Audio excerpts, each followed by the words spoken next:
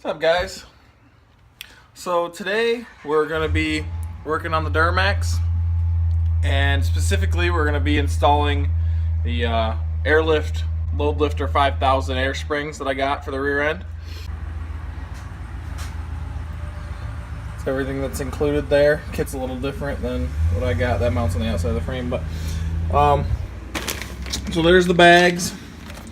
These little brackets go on the top and the bottom. And these are the top brackets. Those mount where your rubber bump stops are. And these are the bottom brackets, and these go around the axles.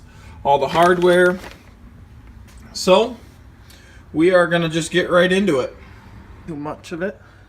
So we're going to start out by putting one of these little airline fittings into the top of this spring.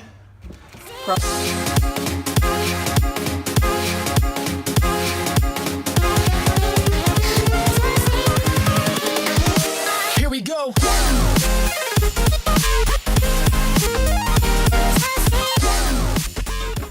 And then next, I'm going to that over like that, and then put this. This is the bracket that goes on the frame rail, and I forget which side's for which, but these different slots. So we'll just, I don't know which one's which, but we'll say that's driver side, and then that would be passenger side. But like I said, I can't remember off the top of my head. Just make sure you do one different, I guess.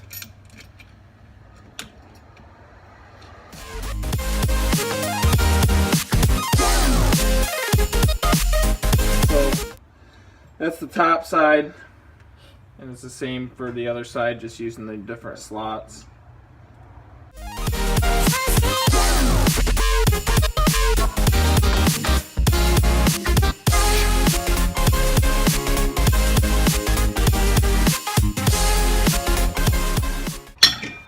So, like I was explaining before, so I use these slots for that one, so this one's going to go in that slot.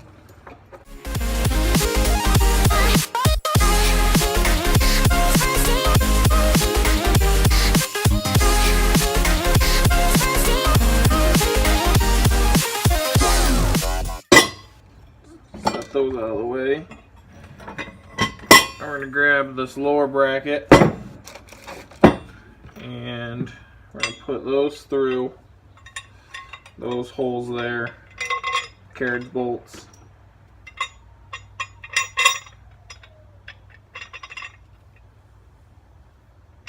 And the reason we do that is because when this guy goes on here in about 2 seconds, look at that, you can no longer get those in there. So that is why.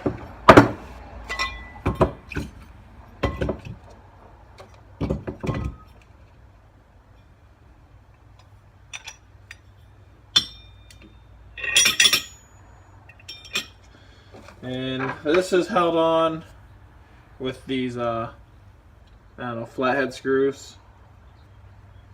The ones that sit down on the countersinks.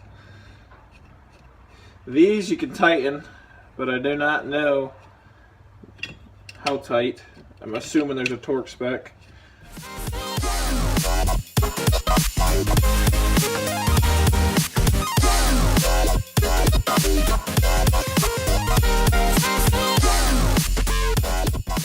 Alright, now we're back. Finally found an Allen wrench that fits.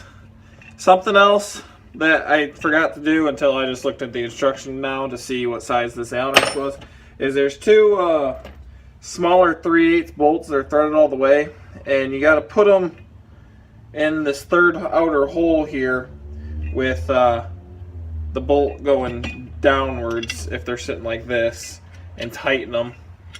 And it says it's only for 2500 models, so don't know what it's for. Sure, we'll find out though. You guys are kind of learning as I am, so get that kind of snugged up. Get that all tightened down.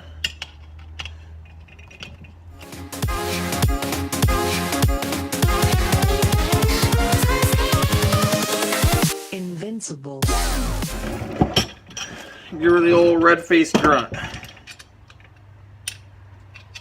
Alright, the next step is to take off the factory bump stops.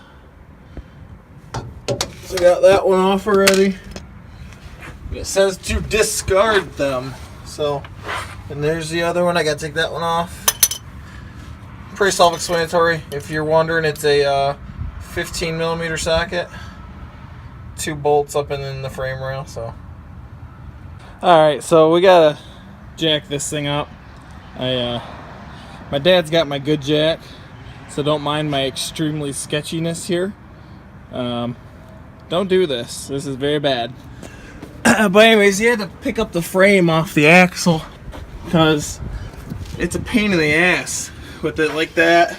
And another thing that I noticed while I was down here is my shocks are real wore out. They actually might even be factory, so we're gonna go ahead and get some shocks ordered up here tonight and be putting those on pretty soon. But somehow this has got to like sit in there.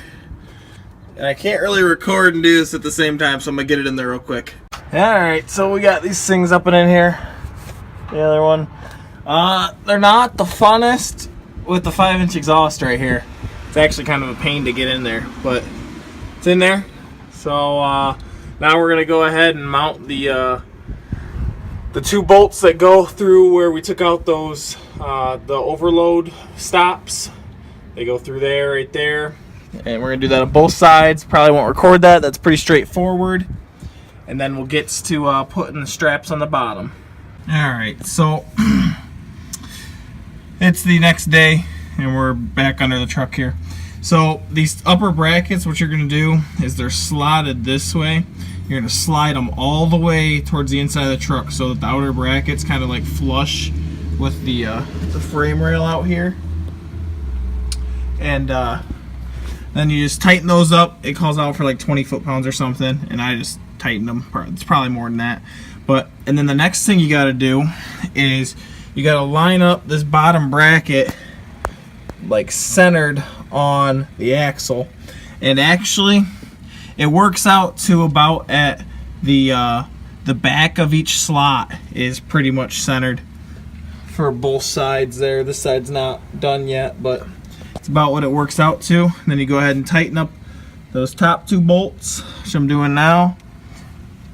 And then you gotta tighten up those the axle straps. And actually, this is the one thing I was kind of concerned about with this kit, was with my traction bars, how I got my traction bars mounted.